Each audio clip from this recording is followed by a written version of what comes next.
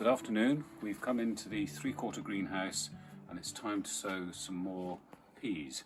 This variety is Hurst Greenshaft, which we've grown for many years. It's a good, reliable main crop and stood the test of time.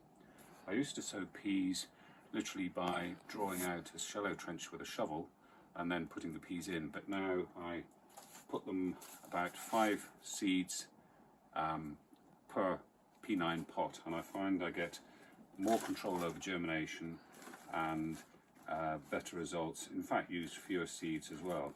So I generally allow about 2 or 3 centimeters gap from the top and loosely put the compost. It's very important when you're putting the compost in that it's broken up finely into a good crummy mixture.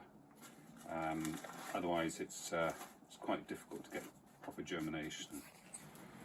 What I'm doing is now putting 5 seeds in each pot.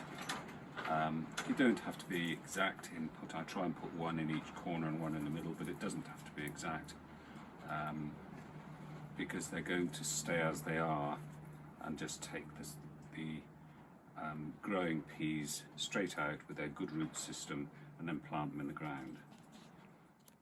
So having filled up the pots gently, I tamp down each using my knuckles like that, which sort of fill in the sides of the P9 pot. The reason for having a P9 and not a smaller one is that if you do want to go away for the weekend, or if it's very, very hot and sunny and dry as it is, then this tends to dry out too much, I've found with experience. So this will give you a little bit of leeway in case you are caught out with your watering or you're going away.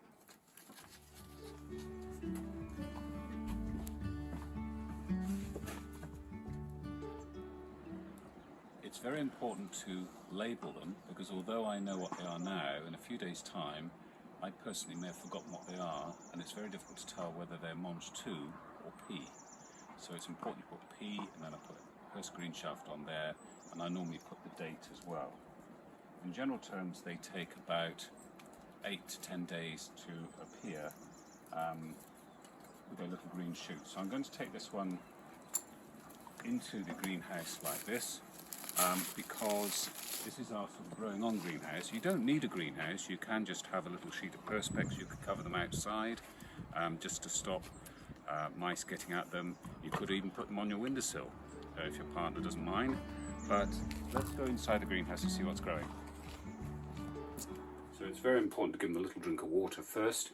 I've tried experimenting with this technique of sitting them on a large pot because I think it tends to deter the mice, I hope, and also slugs and snails. So a good drink, concentrating on the corners, and then what I tend to do is to then cover them with something like that to stop them drying out so much, and then keep an eye on them every couple of days. These are some that I prepared earlier. These were sown on the 11th of April. These in fact are Monge 2. It's a variety called Shiraz, which gives you purple pods which are really quite attractive, and you can see them 5 coming up there, there's 2 there, but they've only just started coming through, so they'll be growing up very quickly now. It's important to make sure they don't dry out.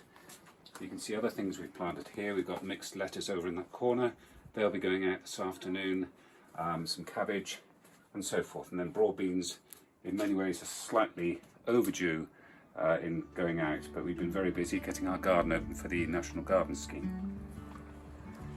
As you can see, this contraption here is something that we've devised ourselves.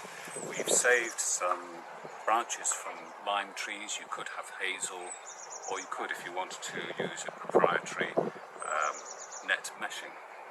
So what we've done is, if I just show you here, this is an anti-partridge, anti-pigeon device that I've concocted over many years, and you can see that the little P9 plugs of peas are growing nicely in there, very healthy looking, and you see they've had a little bit of a dressing with some Growmore.